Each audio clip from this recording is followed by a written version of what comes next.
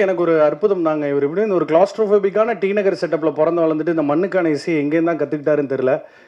இசை அரசன் ஜிவி பிரகாஷ் அவர்களை ஒரு சில வார்த்தைகள் பேச அழைக்கிறேன். அனைவருக்கும் வணக்கம். ஸோ எல்லா படத்துக்கும் சொல்கிற மாதிரி ஒரு பெரிய உழைப்பு இருக்குது. ஆனால் அந்த உழைப்புன்றதை தாண்டி அந்த 100% தாண்டி ஒரு எக்ஸ்ட்ரீமாக எல்லாருமே உழைச்சிருக்காங்க. அவங்களுடைய ஹார்ட் ஒர்க்கை போட்டு அது எல்லாமே ஸ்க்ரீனில் தெரியுது.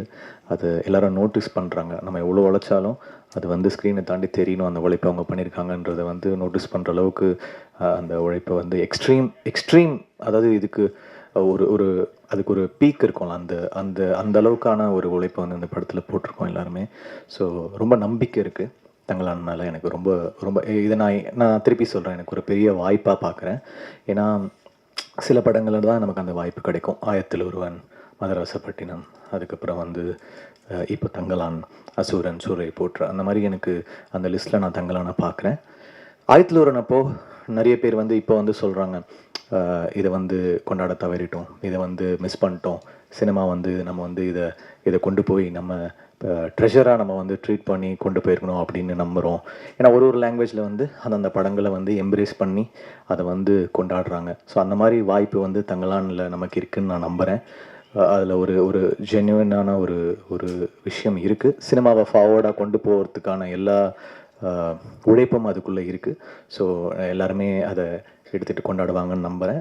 எல்லாருமே அவங்க 100% போட்டிருக்கோம். நாளைக்கு நீங்கள் பார்த்துட்டு எப்படி இருக்குன்னு சொல்லுங்கள். தேங்க்யூ. ஸ்கோராக வந்து எப்படி சொல்கிறது, ஒரு ட்ரைபல் லைஃப்பை வந்து இசையாக சொல்ல ட்ரை பண்ணியிருக்கேன். ட்ரைபல் வந்து பெருசாக சினிமாவில் கவர் பண்ணலை, தமிழ் சினிமாவில் பெருசாக வந்து இசையாக கவர் பண்ணலை. சில படங்களில் ராஜா சார் பண்ணியிருக்காங்க அந்த டைமில். இப்போ வந்து ட்ரைபல் அந்த சவுண்ட்ஸை வந்து பயங்கரமாக கவர் பண்ணியிருக்கேன். அதுக்குள்ளே ஒரு இந்தியன் டச் நம்மளுடைய தமிழ் வாசத்தோடு கலந்து ஒரு பேக்கேஜ், ஒரு இன்டர்நேஷ்னல் வுட்வின்ஸ் சவுண்ட்ஸு, நம்மளுடைய ட்ரைபல் சவுண்ட்ஸு, ட்ரைபல் ஃப்ளூட்ஸு, கேட்காத சவுண்ட்ஸ்லாம் பொறுக்கி எடுத்து சேர்த்து சேகரித்து பண்ணியிருக்கேன். நீங்கள் கேட்டுட்டு எப்படி இருக்குன்னு சொல்லுங்கள். தேங்க்யூ.